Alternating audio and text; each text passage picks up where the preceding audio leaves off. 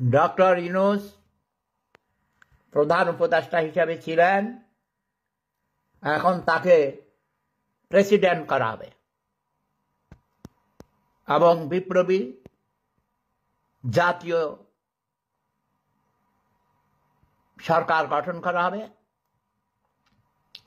বিপ্লবী হয়তো নাম দিবে না, জাতীয় সরকার, এবং সেই জাতীয় সরকার নির্বাচন অনুষ্ঠান করবেন আস্তে ধীরে।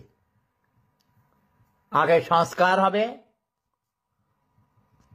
স্বৈরাচারী হত্যাকারীদের বিচার হবে, যারা লুটপাট করেছে মানুষের সম্পদ, সে আওয়ামী লীগ হোক, খাওয়ামী লীগ হোক, আমার মা হোক, বাপ হোক, ভাই হোক, ভাতিজা হোক, স্বাস্থ্যবাহী সেন্টু হোক, কাউকে ছাড়া হবে না।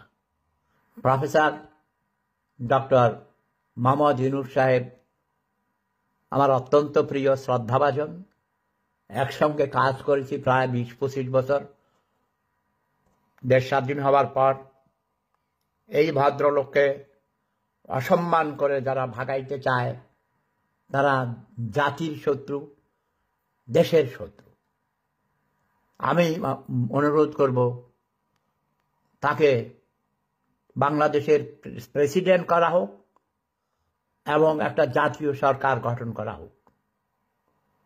জাতীয় সরকারে সব তরুণ তরুণীদেরকে নেওয়া হবে, কয়েকজন বুড়া থাকবে, মিনিমাম 50% থাকবে তরুণ তরুণী, আর 50% থাকবে, 50%-এর মধ্যে 40% থাকবে অর্ধবয়সী, মানে বিলো 70, আর কত হইল 40 আর 50 90, আর 10% থাকবে অ্যাবাভ 70। বুড়া টুড়া থাকবে কিছু,